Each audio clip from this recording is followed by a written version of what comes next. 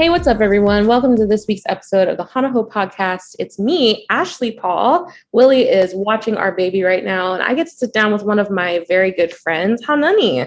Hi, Hanani. Hey. So if you were watching or attended Mother's Day weekend services, then Hanani might look familiar to you. She was one of the moms on the Mother's Day panel. How was that for you? Honestly, I thought that I was going to be really nervous because when Pastor Brennan called me, he was like, "Are you interested?" And I hesitated. For a moment, I was like, you know what?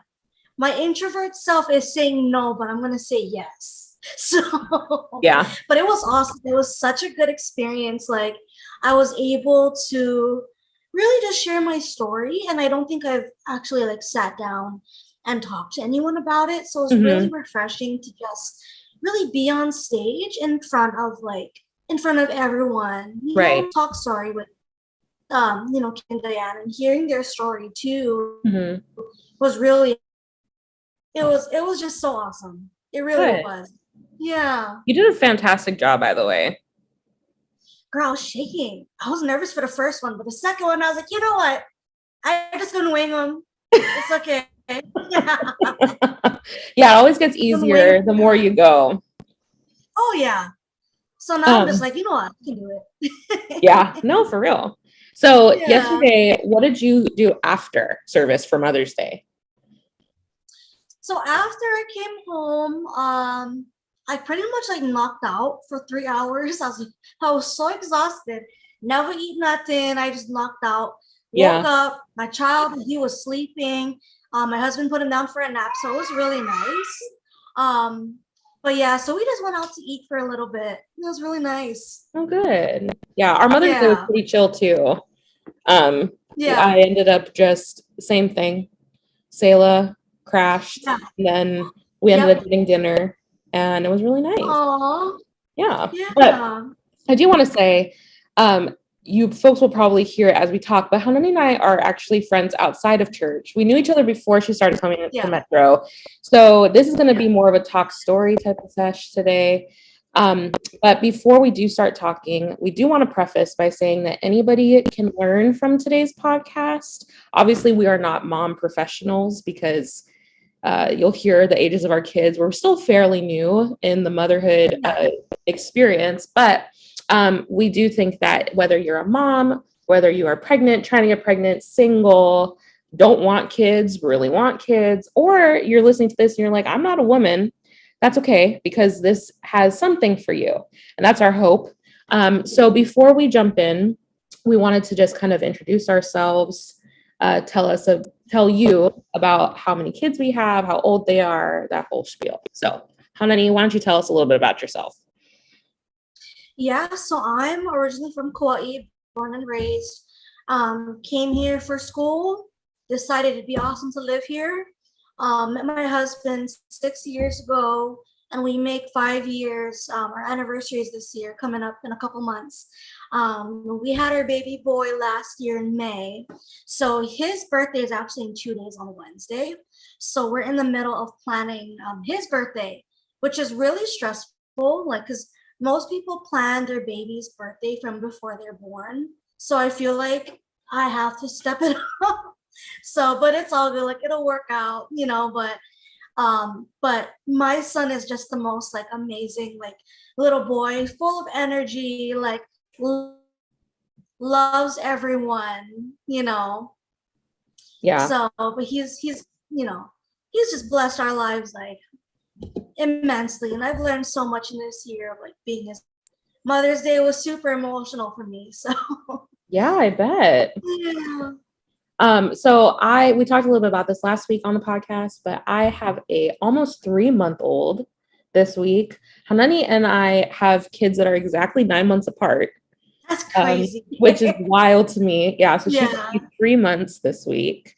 Oh my gosh. And she is the funniest little person, and she's 3 months, so she's doesn't have her full personality yet, but the more that she gets older, the funnier she becomes. She literally looks like me but acts like Willie, so I have a feeling that she's just going to be very goofy as she gets older. Yeah. But we love her. Now, before we get started and talking a little bit and sharing some stories, we do want to say that while not everyone may be experiencing motherhood currently, which is that season of life where you're nurturing and raising kids and you're really in the thick of it, you know, and that can look at it can be at any stage, motherhood, whether you have young kids or you're an empty nester. Motherhood is something that I think just lasts forever, you know. As soon as you have a baby, you're just in motherhood. But mothering is something that we both believe that anyone can do. And mothering looks like inspiring others, leading them, nurturing them, all of those things. And so you don't have to be a mom. You don't have to birth children in order to mother, or to experience what mothering looks like. So we're going to talk a little bit about motherhood and mothering today. And we're going to start with motherhood first. So with that being said, Hanani, what do you think is one thing that you love about motherhood and something that has been really challenging so far? Yeah, so for me, the best thing about being a mom is watching my son grow and become his own little character. Like that has been such an awesome thing to experience. Watching him grow and develop into this like funny, like goofy kid. But the hard part, you know, definitely comes from the choice of having to leave my career. The reason why I know Ashley is because we were teachers on the same team last year, and I had 100% intention of coming back, but the cost of childcare in Hawaii is so expensive that pretty much my entire salary would go towards putting Rashawn in daycare. Right. So the choice of having to leave my career full time has definitely been really difficult for me, because I loved my job. I loved what I did. But it's one of those situations where, I had to put my child, in front of that and figure out like what works best with our family. Right. And I wish like I could go back to the classroom 100%, but I don't think right now is the right time, for us. So that was something that was really hard for my husband and I to navigate. And also like our relationship with one another, because, pre-baby, we were awesome. Like we actually had time for one another. But now you throw in a child in the mix and, you have to be really intentional with spending time with one another and allowing each other to feel heard and feel wanted. Right. So now we're in the space of like we're getting much better at navigating that aspect and that dynamic in our relationship. Whereas when Rashawn was a newborn, it was really difficult for us, and that made our relationship a little bit unsteady for a little while. Yeah. I think that that's really important to talk about too, because I think right before I gave birth, Frank was one of those people that came up to us and he was like, whatever things you got going on in your marriage, it's just going to be accentuated once you have a baby. I think sometimes people think that babies will fix everything, that kids will fix everything. Yeah. And then you realize like as they're getting older, like, oh, actually it doesn't. It just kind of like sweeps it under the rug. And then all of a sudden stuff is coming up from like months ago. And it's like, oh, where did that come from? Yeah. So that was really good advice from him. And I think that like in terms of marriage and relationships and stuff, like Willie and I, we took our time before having a baby. And I know that that's not true for everybody. But Willie and I, we met each other in middle school, started dating in high school, and then eventually got married. We're making 6 years this month.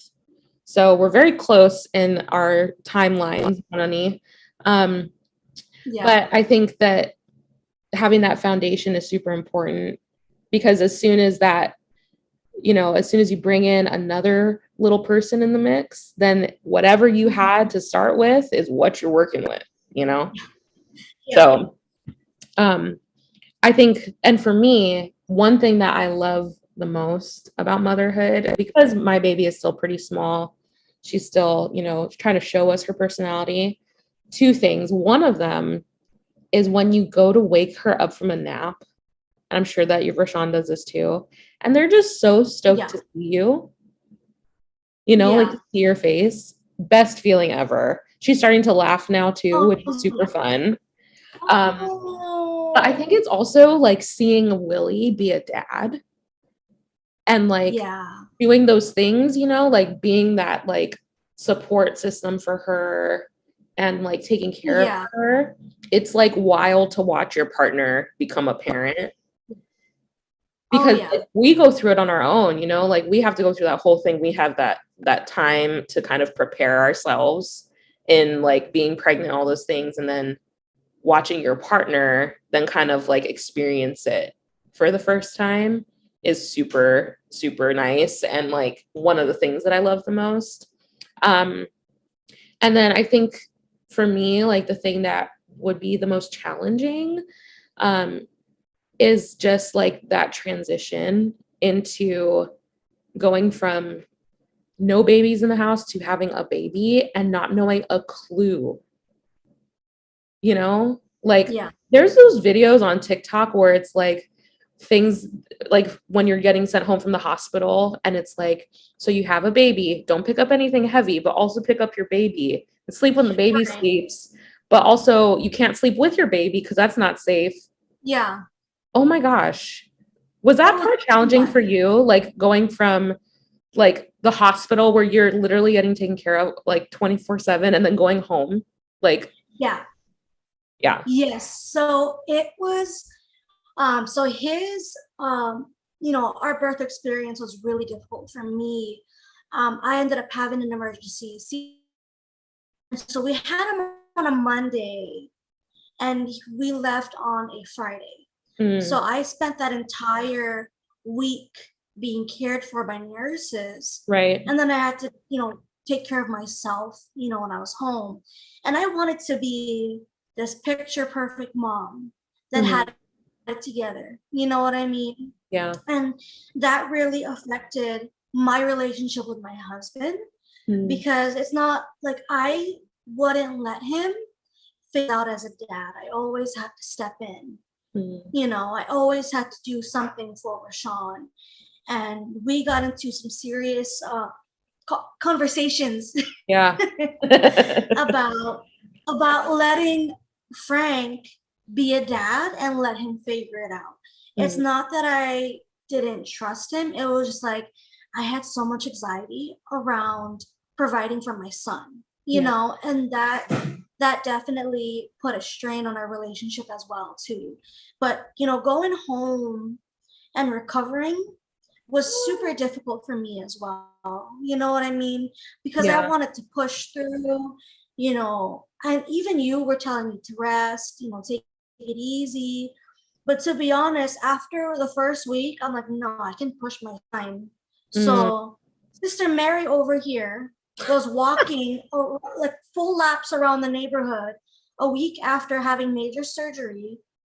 And I was just going nuts, like being so hard on myself for no reason. You know what I mean?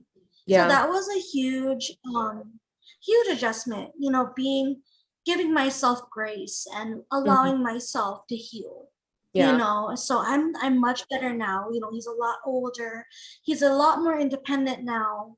So I don't have to really worry about, you know, that stuff. But it definitely was, you know, and I'm glad that I was able to learn from it, you know, fairly quickly. Because like if not, it would have put a further strain in our marriage, you know. So I think that like that coming home period is the hardest, and I'm sure that any person who's listening who's had kids is like, also wait until you get to like this stage and this stage. Like I know that there's always gonna be challenging parts, but But yeah, like that coming home part, realizing, oh my gosh, like I literally have to build the plane as I fly it is crazy. Yeah. And one of the things that I think helped get me through that part was having community where I was willing to like trust what people were telling me. And that I was able to really be like, okay, I really can't do this on my own. Like I never understood the phrase, it takes a village to raise a kid until I had my own. And I was like, yeah, it totally does, you know, like, I mean, you even came to our house and brought over food. There were people that were like telling me like, hey, make sure that you're resting, make sure that you're drinking water. And like, without that community of people, I don't think that like I would have been able to get through that phase, you know, like of trying to do it by myself. And I think that sometimes we're hard on ourselves. Like we think like, okay, I'm the mom. I should know everything that is right for my baby. And that's not necessarily what happens, you know, like we have to learn from others. And so like having that community around you as a mom is like super important. So I don't think that we're supposed to go through motherhood alone, but for some reason we convince ourselves that we got it, that it's okay, you know? And I mean, like, I think that overall, if you don't have a community of people right now, connect groups, huge thing to join and connect with, but also finding people that are in the same stage of life as you, or even ahead of you is like really beneficial, right? Because like I can glean so much from someone who has kids in high school. I'm not there yet, but I will be at some point, and that's terrifying. Right? That's a whole nother animal. Yeah. Completely different from like I remember, so yesterday I was asking a mom of like, she was telling me her experience of raising her son. And it was just crazy to hear about like, you know, her own, you know, things of raising, you know, a teenager. And I was like, I'm not even there yet. You know, so it's a lot to think about. Yeah. I remember like being in the thick of it, and Willie, I was like a mess, right? You're all emotional. Oh yeah. It's like everything is running high. And one of the books that Willie reads, I think it's made by Orange. Their whole thing is that it's just a phase. Don't miss it. And so he made me download this app called Parent Q, which is a very good one if you don't have it. But you can put in the day that your child was born, and it'll tell you how many weeks are left until they turn 18. And it is devastating because in the thick of it, right? Like when you're like, oh my gosh, I'm so tired. I just want this part to be over. You look at it and it's like, so-and-so has 981 weeks left before they move on to the next best thing, which is like graduating, right? Like turning 18. And then it like puts it all into perspective and humbles you. Where you're like, oh my gosh, like this like newborn phase is going to go by so fast. And so it's like just really challenging, but at the same time, super wonderful. So, now that's motherhood, but let's just talk about what it looks like to experience mothering. Because Hanani, you and I both have very different relationships with our moms. And so we experienced mothering in very different ways. So if you want to just share just a little bit about that. So growing up was really difficult for me personally, only because my mom wasn't the best mom. I feel like, you know, with her struggle with addiction, homelessness, it pretty much made me be the parent, you know, to myself. Right. So I didn't have that mother figure at all, where, you know, I had to grow up really fast. And be my own mother and give my own advice. And that caused me to have a lot of setbacks, you know, especially when I was in high school and a little bit through college. But yeah, I mean, I learned along the way, you know, and seeing how my mother was and not having that mother figure growing up allowed me to be more intentional with my time, with my son. Yeah. You know, and it allowed me to see that regardless of whatever I'm going through, he's my priority. You know, he's going to be my number one thing that I have to give love to and support and encourage, you know. So it definitely shaped the way that I am as his mother.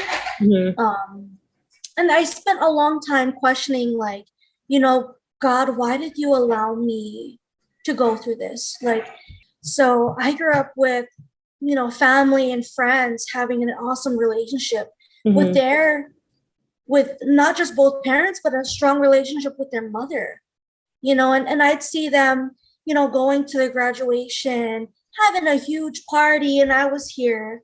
It was just me, you know, and some family that came, you know what I mean? So, and although, yeah, it was special, I grew up being a little envious of people that had a strong relationship because that's what I wanted, you know? But it wasn't until I got pregnant and I was reflecting on how do I want to be a mom to my son and also be a mother figure to other people, you know? Because you probably hear stuff, you know, in the background. I also watch my friend's daughter. So being a mother figure to her as well, you know, so that mindset permeated into like every aspect of who I am as a person, not just as a role of a mother. How do I want to be as a person? Do I want to just say that I'm there and don't really be, and I'm not really intentional with my time with them? Or do I want to reflect, you know, and be like, hey, you know, and being honest with myself, you know, like, hey, I didn't do my part as, you know, like, for example, I may not always be 100%, you know, into it with my son, you know, but in those small moments where I have time to reflect on what I did wrong or things that I can improve on as his mom, I think that'll help me in the long run. And something that I learned yesterday actually from Diane was you're never too old to change. And that was really refreshing to hear because I feel like for a long time I was very stuck in my ways. Yeah.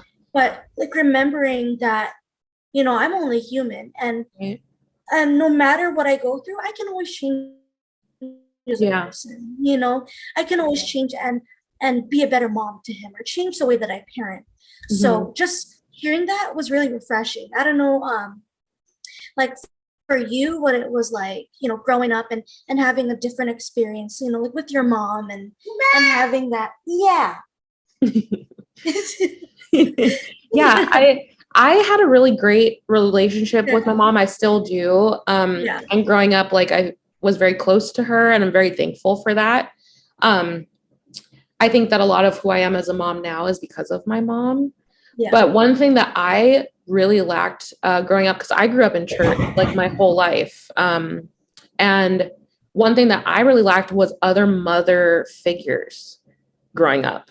Because I personally think that like we are who we are, not just because of our upbringing and our parents and all of that, but the people who come around us and mother and father us too. And so for me, I just didn't have those extra motherly figures in my life, like growing up in church and things like that. And that was one of the things that like really struck me about Metro from day one, that there were women trying to come around me to like really mother me and like believing in me and supporting me. Like literally the first day at Metro, I walked into an Alive service, which is our youth ministry. And Willie was like just getting started, just got hired. And Auntie JoJo was in service and she said, "This is exactly where you're supposed to be." And she just came like with such a strong, like mothering force at me. And it wasn't like, it wasn't scary. It was like comforting. And I was like, oh, this is kind of weird. And then like the longer that we've been at Metro, like there's people like Diane and Kareen and Racy and all of these women who just come alongside you and believe in you and like are willing to like teach you. Like it's not like, oh, you need to do this because this is what worked for me. But it's like, oh, I remember being in that position and here's some things that really helped me, or I'm praying for you.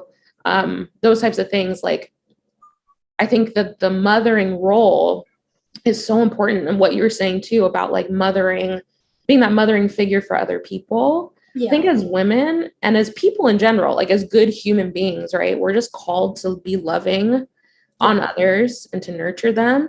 And so if you're in a place where maybe you don't have like your own children, there's definitely roles where you can mother, you know, like if you're a teacher, if you are, you know, like a stay-at-home parent, if you're working like in a big corporate company, there's all of these positions where you can mother. And like for me, I didn't have kids for a long time, you know, like I'm going to be 28 this year. So my entire life up until 3 months ago, was me being more in that mothering role than being a mom. And so like for me, I remember like being in high school and being a youth leader and people calling me mom. Oh. Right. And it's like, at first I was like, oh, this is kind of weird. But now that I reflect and look back on it, I'm like, man, I was like able to be an influence in people's lives that like they legitimately like felt mothering from me. And that's really cool that like we have that capacity to mother in ministry, in our callings, you know, and in all of those things that's just something that God calls us to do. It's just who we are, innately created to mother. And so one of those things that I think kind of goes hand in hand with mothering and motherhood is that we get advice all the time. And sometimes it's good advice, especially as moms, right? Sometimes it's great advice and sometimes it's just like not the best. Sometimes I'm trying to be nice, you know, but like sometimes it's just not the best. And it's like, okay, you're kind of listening to it and you're like, okay, I definitely know that's not going to work for me. Right. But Hanani, what's one piece of advice that you've received that has been like just golden for you? Like you reflect on it often, you use it often. Yeah. So I explained a little bit about that when I was sharing my story yesterday during the service. And, you know, I touched a little bit on the postpartum anxiety and depression that I had. But one thing that stood out for me when I was in the thick of the postpartum anxiety and depression, and it was nothing like I've experienced before. Like the anxiety that I had around making sure my son was okay was through the roof. But my husband, he was such a strong like support for me, and he even today, like he'll continuously tell me and remind me that number one, when my cup is empty, I can't continue to give other people and pour into their cups if I'm empty. Yeah. You know, and number two, the source in which like, you know, my cup is, you know, becoming full, I need to go to God for that. Because I think that in my journey of becoming a mother, I neglected a lot of my relationship with God because I was so controlling and I wanted to do things my way. Right. When Jesus was literally calling me and telling me, relax. Yeah. Take a chill pill, get some rest, you know, like so it was stuff like that was like, it took me a while to understand, you know, and not even understand, but also accept, you know. So being able to fill my cup and listen to God when he's telling me that I need to take a moment to assess, how am I doing? So being able to assess how I'm feeling and if my cup is full or empty or depleted, who do I go to as a source to fill my cup? It's not myself. It's not, you know, my friends as much as I want them to be able to. And it's definitely not my husband, it's God. Right. It's the love of Jesus that I need to feel, that I need to accept into my heart. And for the longest time, just being open and transparent, I didn't want to do any of that. Yeah. Because that required me to accept that there were things within myself that I needed to change. Right. You know, so that's one piece of advice that I definitely learned the hard way. Yeah. You know, like being able to assess, am I depleted? How is my cup half full? Am I full enough to be able to pour into my spouse, into my friend group, and into my child? Right. You know, because if not, then I don't have anything, you know, I don't have anything left for me. So that piece of advice stood out so much, you know, for my husband. And I'm thankful that he is able to like be strong in areas where sometimes I'm weak, you know? So yeah. No, that's super good. I think that for me, we kind of have a little bit of similarities with having that controlling aspect and wanting to just make sure that everything is good, because what we can control is you know, like protected in our bubble. And one thing for me, like that I have been working on for, I don't know, since I found out I was pregnant to now and continuing to, is the idea of having a loose grasp on everything, you know, like that what I have is not my own, that it all belongs to God anyway. And so for me to spend days like stressing about keeping things together, that's me trying to play God when that's not what I'm supposed to do, you know? And just loosening my grasp to be able to let things flow in and out of my hands freely, that whatever God gives me is what he gives me, whatever God gets rid of is what he gets rid of.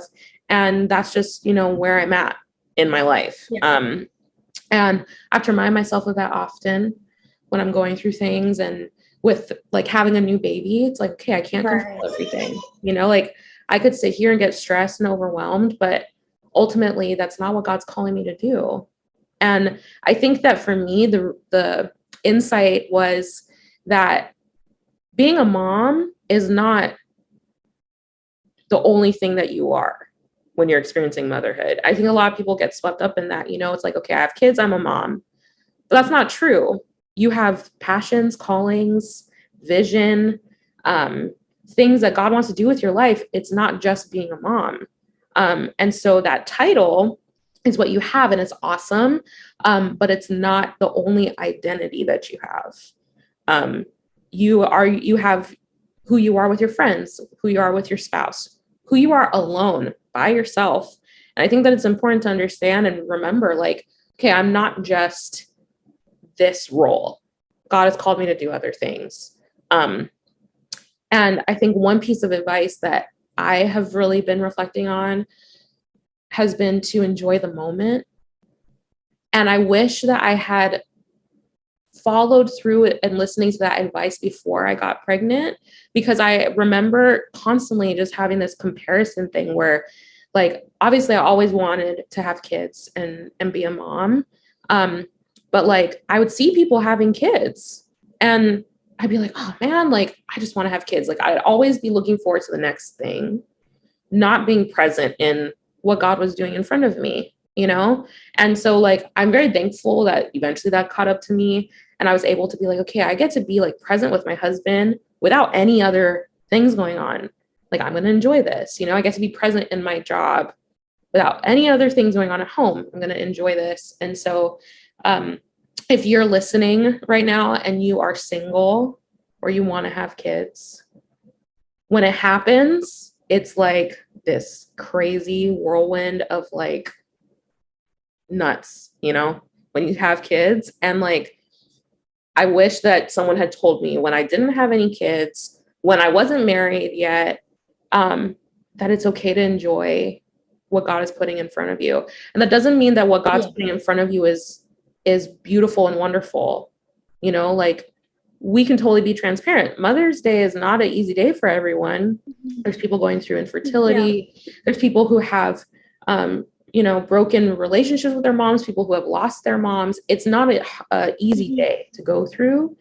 And I don't think that our lives are ever going to be easy. You know, that's not what God promises us. Like Jesus promises to walk with us through the hard stuff, not to make our lives perfect. And I wish that someone would have told me, when you're just jonesing for the next life phase, or when you think the grass looks greener on the other side, that it's okay to enjoy what God's putting in front of you. And it's okay that even if it's hard, you can still find peace in the challenging parts, you know? And you could be listening too and thinking, well, I don't ever want to have kids. And that's okay too, because we're all still kind of jonesing for the next thing. We all want to like see what things are going to be like 5 years down the road or 10 years down the road. But being able to say like, okay, I'm going to sit down in this grass that I have right now, and I'm going to water it. I'm going to make sure that it grows and that it's nurtured. And that way, when things are starting to get planted, like a new career or new friendships or new relationships and all that stuff, everything can grow well because I was able to be a good steward of what was in front of me right now. And so that's what I have to remind myself on, is like, the things that are in front of me are not my own. I didn't do anything to earn this, so I can't control it. You know, like I'm not gonna waste minutes of my day worrying about why, you know, the theoretical grass is not growing fast enough or isn't clean enough or whatever. But yeah, so I think that overall, mothering and motherhood, I would say it's probably the most rewarding, but also the most stressful. It is, because like for someone like me, like number one, I'm so controlling. Like, hello, like I just love to be in control of stuff. And when things don't go my way, I flip out. Like, and honestly, like my husband and I have had conversations, because he's so like go with the flow, like, whatever happens, it's all good. Like, and he's so strong in his faith, where my stuff like this or whatever craziness is going on doesn't faze him. But for me, like, I may be cool, calm, collected on the outside, but on the inside, I'm writing. Like, I feel you. On? Yes, I feel you 100%. Like, yeah. I think we have been blessed with very stable, calm, strong husbands, because holy smoke. Yeah, I feel you on that one. And then for me, it's like, because he's telling me, oh, everything's going to be okay, don't even worry about it, God's in control. I'm like, yeah, I know. But in my heart, I'm just like, oh, it makes me so mad. You know, yeah, like, Willie tells me that all the time too. Yeah, like, I know, but hello, like, you know me, like, this is how I am, like, this is how my flesh is. But I have to constantly remind myself, like what you talked about, like having a loose grasp on things. You know, even now I struggle with that stuff time to time. You know, like, and I think as a mom, I feel like I've accepted that I'm always gonna be, you know, I may not be always nuts like this, but I'm always gonna have a part of myself that's like, you know, wants to be in control. But every day, like, allowing myself to not only feel that way, but also like be open to working things out with myself, you know? And with God as well. So no, super good. I think that, you know, obviously, like, our experiences are just our experiences, and I would love to be able to sit down with like all of the moms and mother figures and like sit down and have a like talk story session, because I'm sure that we could learn so much. But it's been so nice sitting down and talking with you. We can do this more often. I know. You know what? It's a thing where, like, motherhood, like, you feel so, like, there's parts of you that feel so empowered to be a mom. And there's also parts of you that feel like a little bit lonely too, you know, because like we have all these things that we need to do, a never ending list of to-dos. And yet, like, we don't always take the time to like check up on our girlfriends, you know, and it's like, it's crazy. Like, I hardly, ever sit down and talk to you, but Yeah, it's like it's one of just- those things that, like, I gotta prioritize. Yeah. So, No, yeah, it's like that tunnel vision. So it's been super Yeah. nice being able to sit down and chat. And if anyone who's listening is still thinking about like, oh my gosh, where can I join a Connect group? I would love to be able to be in community with people. You can see our website, metrochristianchurch.com. And as we wrap up today, I just want to remind all of you that our events are all posted on our website too. And we have services at 7, 9, and 11. So with that being said, thanks for joining us today. It's been really nice being able to sit down with Hanani. Oh, look, there's Rashawn. It's been really nice getting to sit down and talk with you. Thanks, everybody. Shoot.